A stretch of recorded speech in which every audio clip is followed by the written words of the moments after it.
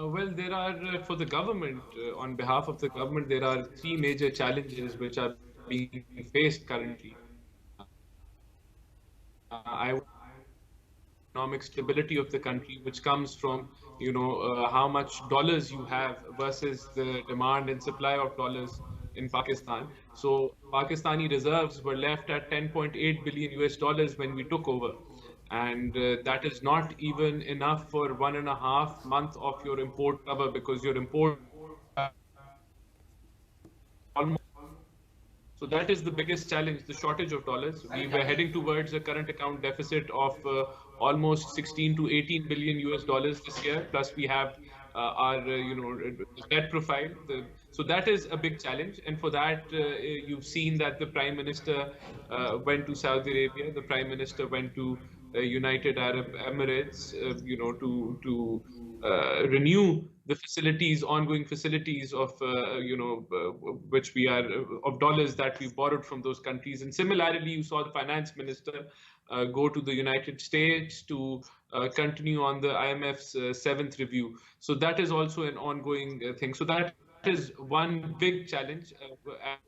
And the fallout of this, the macroeconomic, the shortage of dollars is in your rupee devaluation, is in your imports getting expensive because of rupee devaluation. So on that side, that is the impact, and then it causes inflation, and then the purchasing power of the common man is depleted. So number two is basically the fiscal deficit. So the previous government had budgeted a 4,000 billion rupee fiscal deficit in its budget, but now it seems that the budget is going to touch, the fiscal deficit is going to touch 5,600 fiscal deficit. So that means that this additional expenditure, this additional shortfall is going to be financed by more borrowing.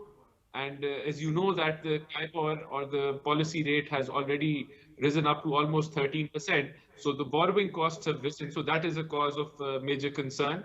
And how do we plan to control it is by managing our current expenditures and trying to increase the revenue side of the collection of the revenue side. And the third biggest challenge is your public state enterprises and the losses that they make. For example, be it PIA, be it railway, be it your steel mills or other entities in the government, your circular debt, which is caused by your discos and your gencos, and similarly, you have this, SNGPL losses. So all these losses, which means that these companies or these governments are not, covering their own expenses and are making losses, and that also requires borrowing. So all this fiscal deficit, this borrowing, and the shortfall of dollars, at the end of the day, it results into a more load on the government, more borrowing, more debt repayment, and that all causes inflation. So inflation is, I think, the biggest challenge for the people of Pakistan is inflation. So these are the challenges. I've put them across to you. So. Rana Sahab, thank you very much for pointing all of this out. You summed up many of the major areas of Pakistan's economic concerns in a go. But as you pointed out, that Pakistan's borrowing more to overcome many of these challenges. You yourself said we only had reserves for 1.5 months and we went to Saudi Arabia to borrow more money. Now that actually makes a very bleak picture of our external debts.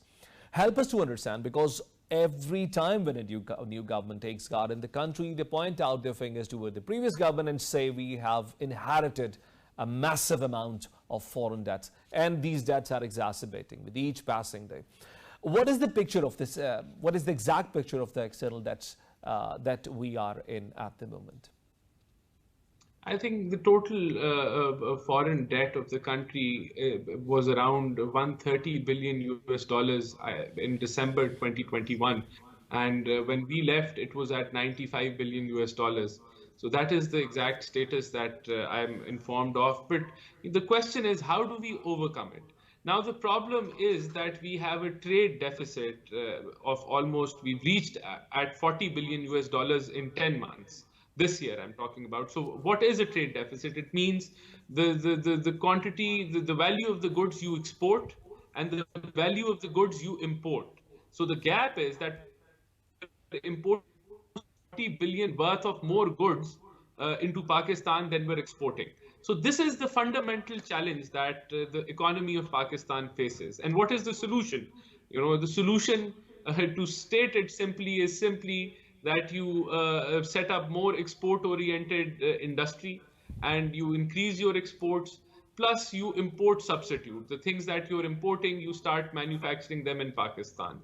And this is the only way, or this is the only way to cover the trade deficit. But when you talk about the current account deficit, then you have the services, you have IT, where you can really, if you give a good policy, your IT exports can, is the IT services exports can increase exponentially. You have an example of India, which is almost doing $125 billion of IT export, IT and related services export, hardly at 1 to 5 billion US dollars. So that is an area which needs to be worked on. Then you have tourism, for example, in Turkey. Tourism brings a dollar inflow of 32 billion US dollars, whereas in Pakistan it is really minuscule. So we have a lot of potential there to increase tourism. So this has to happen to cover this trade Rana Sahib, as you deficit. identified yourself, one of the low-hanging fruits in this entire conversation is your IT industry. And I was very surprised, I was very pleasantly surprised to learn that Pakistan's freelancers are now ranking number 4 in the world. So out of the top 5 countries, we are standing at number 4 in number of freelance jobs outsourced to our country. But still, we do not have a payment gateway like PayPal that is operating in 200 plus countries. Should it not be one of the top priorities of your government? As you yourself said, it's a low-hanging fruit. It's something we can right away ripe off. So is it one of the priorities of the government to get a payment gateway like PayPal? Of course, I think that should be a priority area, and it will be, hopefully, in the coming next weeks or months. And the Because the reason previous government. why we were not able to, we're not as good as India, is because, there was no infrastructure, or there was no facilitation to the upcoming graduates of IT. So our Prime Minister is launched a laptop scheme, which I believe has laid a foundation of whatever value of service export that we're doing in the IT sector. So I think more facilitation, like the Arfa Kareem Center, we need to, encourage them. We need to relaunch the laptop scheme. And as you said, facilities like PayPal, which make it easy to make payments, bring in payments, and, pay. Otherwise, they have to be, we cannot shut our eyes towards such technologies. They should be here in Pakistan. And I believe, I'll also raise this point as well, to whatever level that I can. But this is a huge potential area. It needs to be supported. It needs to be encouraged, and we will do that. We will do all what is required.